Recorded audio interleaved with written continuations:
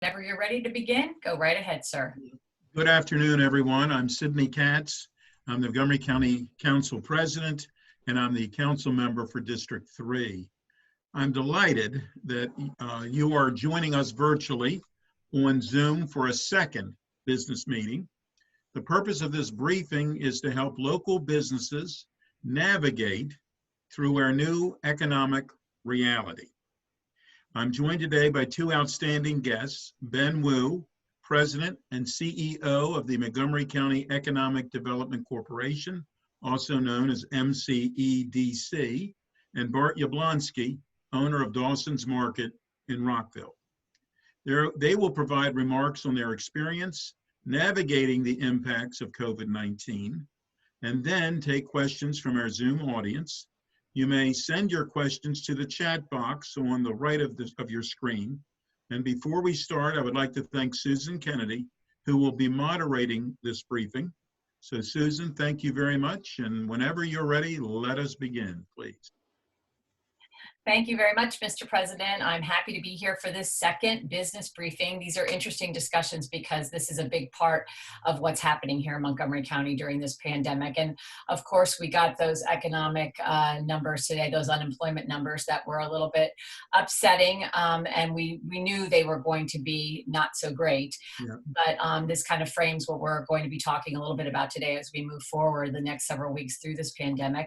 So I'd first like to go to Mr. Wu and tell us a little bit about MCEDC. You really just started a few months ago and you were thrust right into it. This pandemic hit early this year. Talk a little bit about your role as an arm of the county government and how it's working through this particular crisis right now. Well, thank you, Susan. It's a pleasure to be here. And thank you to Council President Katz for your leadership in this crisis. Being able to get to the other side and to lead a business recovery is so critical for not just Montgomery County, but for the state of Maryland. And so we appreciate the fact that we have a very steady hand and somebody who has significant experience as the head of our county council right now. So thank you, President Katz, for all that you're doing and the opportunity to be here with you. Thank you Susan, for kind words. Well deserved.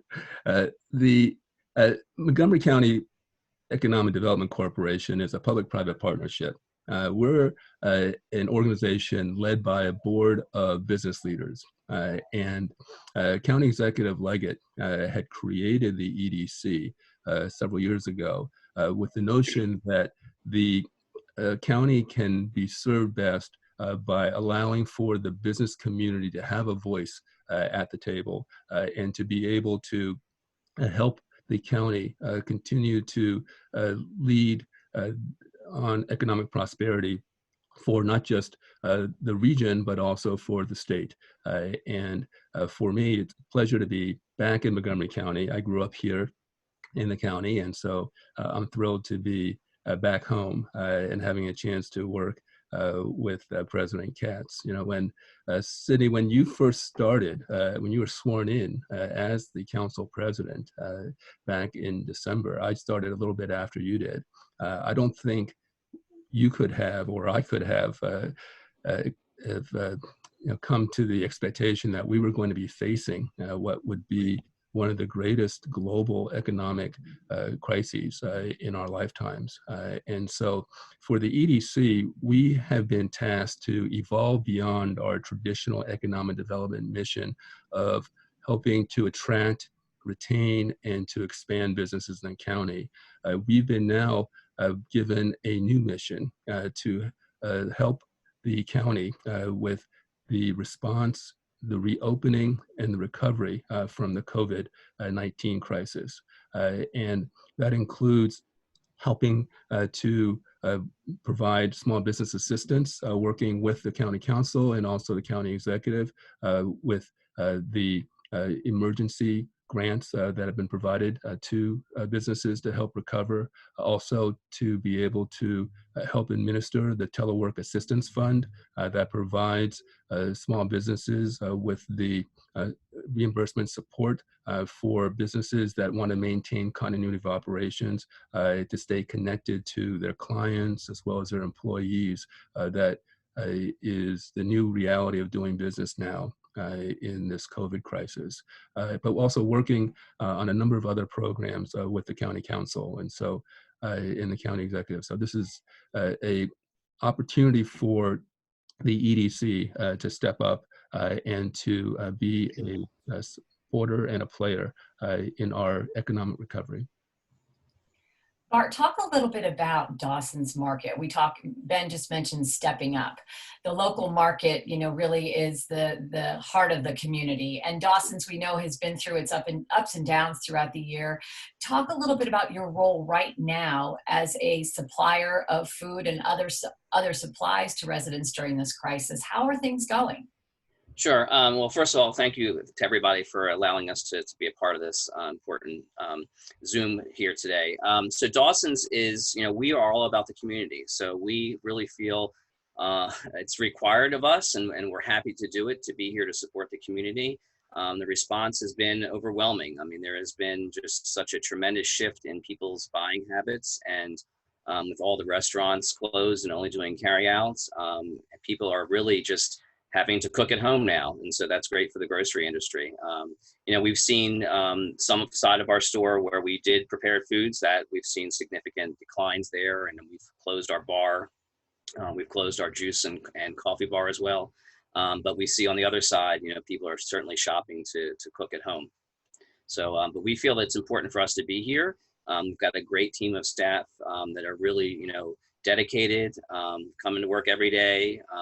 And it's not so easy to work with a mask on and gloves. And so, I really, my heart goes out to all of our employees that are working so hard to keep the shelves full. Yeah, another group of heroes for sure. Yeah, absolutely. That's those grocery store workers. We need them there because we need the grocery stores. Ben, talk a little bit about the response to the assistance out there. I know there has been a lot of interest in the different packages that have been available to business owners and the telework package that you just mentioned. What has been the response so far to these? Well, I think right now businesses are looking for any assistance in order to maintain their operations and to continue to stay in business. What we've seen already, in not just the emergency grant program for small businesses, the Telework Assistance Fund, but a number of the other programs that are being offered on both the federal and the state levels as well, is that the demand is far exceeding the supply. And that businesses are looking for any relief that can be offered.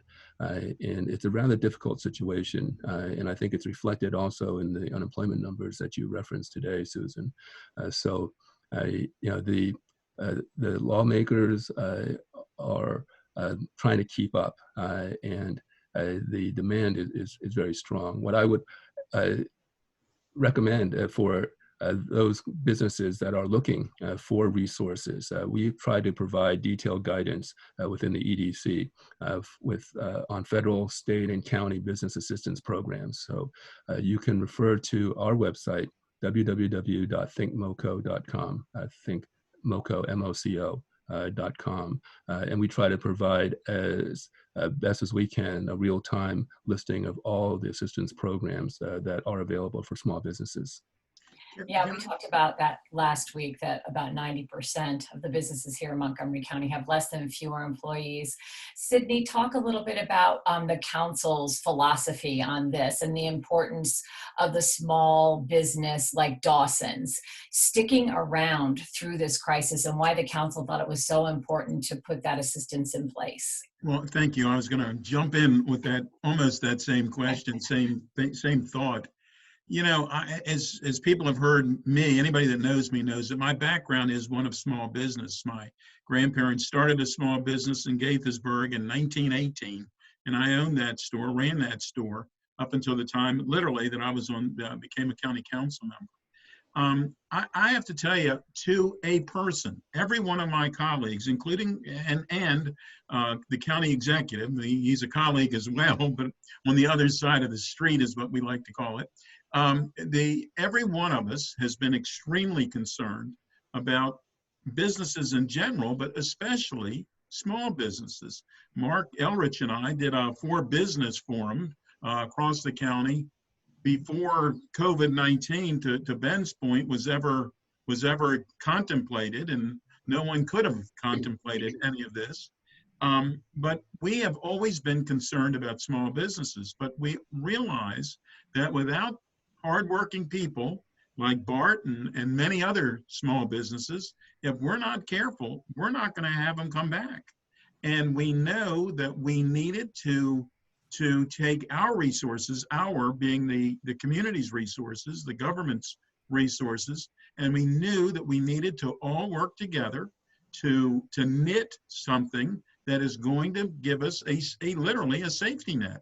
And that's what we're doing. And I have to tell you, MCEDC has been a tremendous partner, to underline the word tremendous partner, in doing all of this. This telework that they're working with us now, that fund is it, Ben, is it 2? I don't know. The meetings run together. Is it a week, 2 weeks that you've actually been doing that? The council enacted the fund on Thursday of last week, and we were able to get the applications up on Wednesday. And President Katz, already it appears as if that program has been oversubscribed. And so we'll be updating the council about that application process. But clearly it shows that there is a need for the small business community for the programs that the council has been enacting. And for the telework side, that's in some cases for businesses that can stay in business so that during this crisis, and in some cases it was for the smallest businesses that couldn't afford the $2,500 or whatever to keep them going. That is exactly what we're after, and that is exactly what we need to be continuing to do. Talk a little bit, Bart, about yourself. Have you guys applied for any assistance from the county, and what has your experience been with that? And have you received anything? So we have not applied for anything. I mean, through the county, we have been, as I said, the grocery stores, we've been fortunate to have business coming in. We have lost business in other areas. So we have staff that have reduced hours. We have departments that are closed. So we are trying to figure out ways to get those staff back in and get them jobs. We were able to move some people around because our grocery department picked up some volume. So we were able to move some of our kitchen staff into our grocery department, that type of thing. But we actually ended up having to hire some people as well because of the curbside business that we started. So we have not applied for anything through the county, but my heart goes out to all these businesses. I was in the spa business before I was in the grocery business. And if the tables were turned right now and I was in the spa business, I would be in a desperate situation. So. Yeah. Well, the small local grocery store, that is, they've taken a bruising over the years with the larger big box top type of stores that have come in. Do you see this, maybe a bright side of this coming out, that people in the end will have rediscovered markets like yourselves and continue to use those and patronize those as time goes on? Absolutely. I hope so. This is the silver lining in this terrible situation, is that for us personally, we are seeing lots of new customers. I talked to somebody today from Bethesda that placed an order that's never been to the store before. She needed directions. So we definitely are hoping that, this will solidify the success of Dawson's going forward, and that people will continue to shop here and not go back to their old habits of where they've been going before. The other thing is that smaller stores, we are able to adapt and shift and change much faster than larger stores. Mm-hmm. And because we have smaller volume, we're one store versus 300, we're able to get product on the shelves. So I think one of the things that we're hearing most from our customers and from new customers is that we are really not out of stock, and we've had toilet paper every day since this whole thing started. It's not the same brand every day, but we've had toilet paper every day. We have meat, our shelves are full, and they've been full from the beginning. There's some out of stocks here and there. It's almost impossible to find flour or yeast anywhere, but we do have it. We have it today. So that's an advantage, and we're able to do that because of the relationships we have with smaller vendors, smaller distributors, that these larger guys, they just basically can't do that. So that's that advantage of the independent business. I And think if I it could should be add, noted. for Bart, it's wonderful to hear that there is strong support within the community for Dawsons, because I was congratulating Bart earlier. Dawsons is the largest local supplier of MoCo-made products for the county. And that's wonderful because Dawsons is supporting local small businesses, local farmers. Thank you. Thank you. And I also you have to note that when Dawsons was having its difficulties and reopened, there was literally an outpouring of hundreds of people that made certain that all of us worked together from the governmental side to get you back in business. And certainly that started with Mayor Bridget Newton from Rockville and Senator Cheryl Kagan, and that list can go on for a long time, that people stood in line to make certain that you could come back in business. And I have to tell you, being a small business, you were literally a staple for Rockville Town Center. And that's exactly what was told to us time and time again, and is proven to us time and time again. Thank you. And I think this is a great proof of that. So I think this shows that all the support that we had, we're living up to what the requests were as best as we can. So we really appreciate the support that we got then and the support that we continue to have today. We do have some questions coming in from folks who are listening in. So I'm going to go ahead and put this first one out there, and it's to all the panelists. It's from Trish Telescombe Farm. To all panelists, thank you, panelists, for this opportunity to hear about the health of MoCo economics. Ben, do we have any idea how many businesses have closed for good in Montgomery County due to COVID? We don't have an exact figure on that. I think it's evolving. Even the unemployment numbers continue to evolve as well. But we do know that a number of businesses are looking forward to a reopening that will help lead to a recovery. Governor Hogan announced on Wednesday that there will be a phased reopening, that he is hopeful that the science and data and the public health officials can recommend the beginning of reopening. The governor has laid out 4 building blocks for Maryland's reopening plan.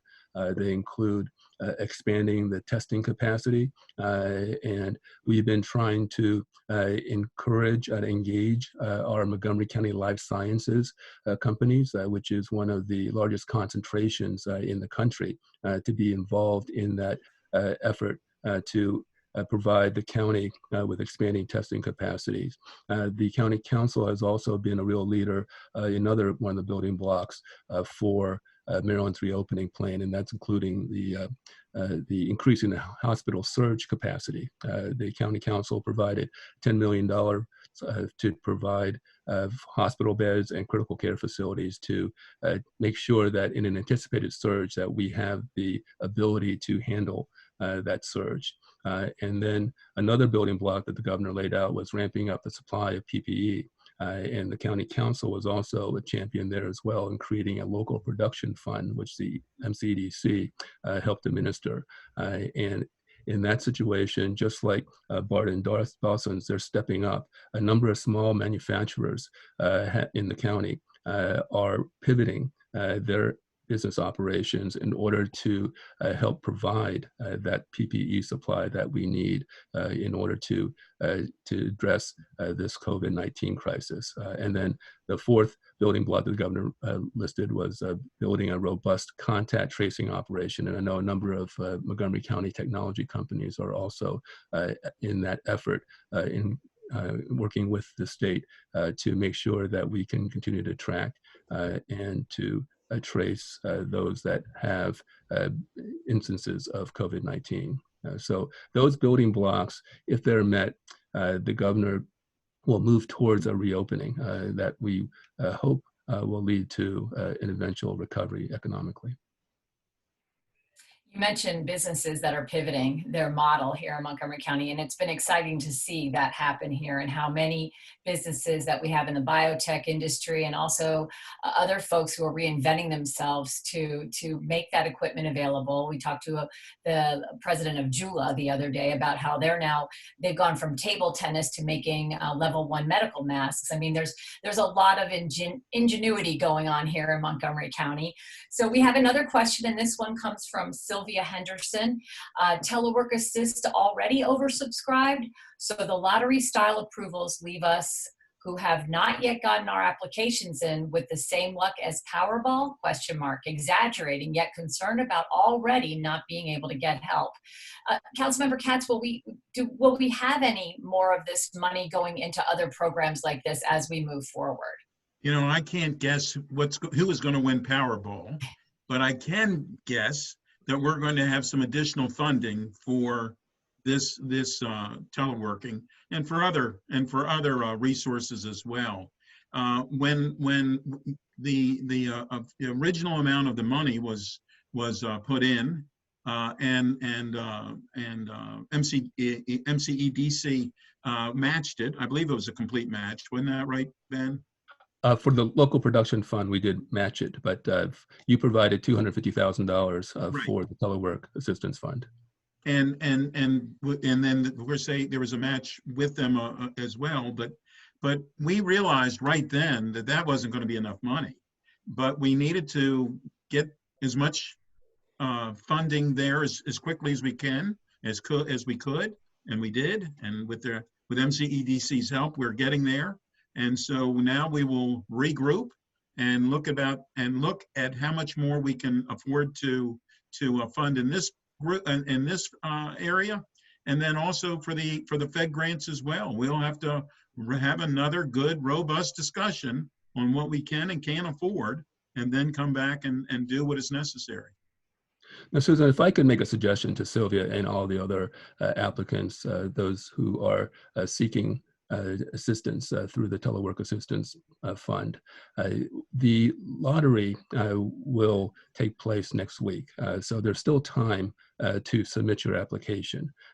And we were planning to conduct a lottery and then expend the funds until they're exhausted. It could very well be that by next week, the first lottery, that we will have exhausted all the funds. But there's still time to apply. The deadline for the first application, first lottery, would be next Wednesday. And it was believed in consultation with the council that the lottery would be the most equitable and fair way to distribute the funds, rather than a first come, first serve process that may shut out some of those who may not have the means to be able to apply right away. So what I would recommend is for all those who are interested in applying to please continue to do so, but be mindful of the Wednesday deadline for the application, and then they would be included in the lottery. And then we'll continue to be engaged with President Katz and also the County Council as to what the next steps would be. So those, if there will be supplemental funding that the council will provide, the intention would be that those who have already applied, we can retain them and they would be eligible for selection in a future lottery dependent on funds. And I think we have to, when we're talking about this fund, we certainly have to mention Councilmember Andrew Friedson directly. It was he was the one who championed this one, and he championed others as well, but many other council members have championed many other funds to get people back on their feet. Yes. Switching gears just a little bit, we're talking about need here and the need the businesses are seeing. But Bart, talk about what you're seeing in the community and what you recently did. I know you gave away 500 folks some free groceries to about 500 families here in Montgomery County. Tell us about that project and how it went, and who were the folks that were taking advantage of this? Sure. So, as I said earlier, tables have been turned. I was in the spa. If I were still in the spa business, I would be, unemployed right now. So I just my heart goes out to all of our customers who are unemployed right now. Hopefully they're going to get back to work and their company's going to come back around. But whether they're a small business owner or an employee in a small business or even an employee in a large business, you suddenly lose your job with no expectation of really understanding when it's going to come back and clearly no idea that it was going to happen. My heart goes out to those people. So we wanted to do something for those people in the community, in the Rockville community that, supported us, as Sidney said, from when we reopened back in 2018. So we kind of just put our heads together and figured out a way to do it. And so what we did is we ended up donating 500 meals. They were meals probably for 3 or 4 people, for a family, half a gallon of milk and some pasta and sauce and some meat, vegetables and cookies and dessert.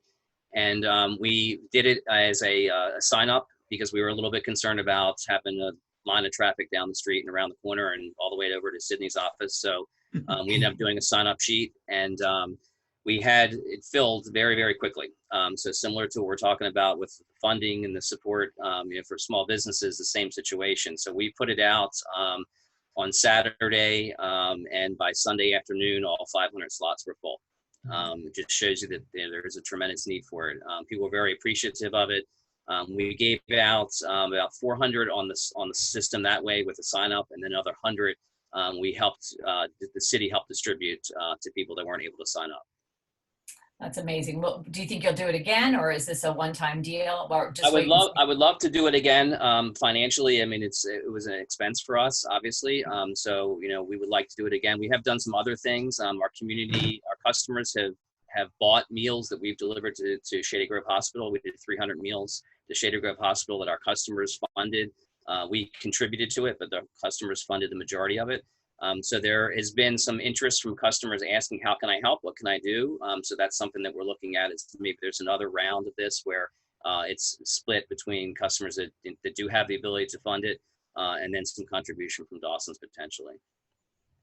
That's great. We see the good coming out all around us, don't we? Yeah, absolutely. I was really impressed by how many customers saw this and didn't sign up for it, but said, how can we contribute? And they wanted to give us money. We didn't accept anything for this round. This was all Dawson's contribution, but it was great to see them wanting to help out. That's great. Ben, when do you see Montgomery County getting back to work? Well, I think that we'll need to be guided by the governor. County executive also has a view on that, but I think both the governor and the county executive recognize that we need to be listening to the public health officials and be guided by the science and data. So the hope is that we will have plateaued and there will be enough confidence that we can begin this phased reopening. I think that we're all eager to begin taking the necessary steps to develop a strategic plan for an economic recovery and be able to have a partnership with the federal, the state, and the county towards that effort. I think there's a clear recognition that it's critical for Maryland to have Montgomery County be successful in our economic recovery, because Montgomery County is 25% of our state's GDP. So the state cannot recover without Montgomery County recovering and helping to lead in that recovery as well. Yeah.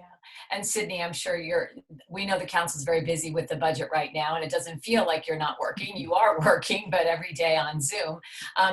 Is the council following same suit here as Ben and listening to what the governor has to say and doing it state by state? Because we know that Virginia is starting next week, and the district probably won't start for a while. How does that affect, what happens here? Well, everything affects us. I mean, we're not an island, and it's a puzzle that needs to fit together. And so that to Ben's point, we need to work together with the governor and the county executive and the public health officer, and we go down that list. But I can tell you, once the okay goes forward that says, okay, you can start again, the reality is this is not a spigot. This will not just turn right back on and we will be back where we were before. So we're going to have to make certain that we have the resources and that we take care of our neighbors as we're doing it, to make certain that our businesses, and when we talk about businesses, it's also our nonprofit community who are also involved with their discussions as well. We need to make certain that they're there so that they can help us. We're helping them to help ourselves. Well, we are just about out of time here. This has been a fantastic discussion. Number 2 in the books. It's been great. Sidney, I'll let you take us out with some closing thoughts. Well, I always like to end with thank yous, and I certainly want to thank Ben and Bart and you, as certainly Susan, for leading the discussion today. And I want to thank all the people who are listening and who sent in some questions. It seems like a half an hour is always going to be, enough time, and thank goodness it never is. If we had time in between, it wouldn't be as good. So we're very, very appreciative of everyone listening in. And if you have additional conversations that you would like to have, we certainly all have email addresses. Thank you, Susan. We'll be back next week. Thank you very much. Thank Thank you. you. Thank you. President Katz. Thanks for Susan. being in here. Bart, good to see you. Thanks. Nice seeing you. Thanks. Thank you.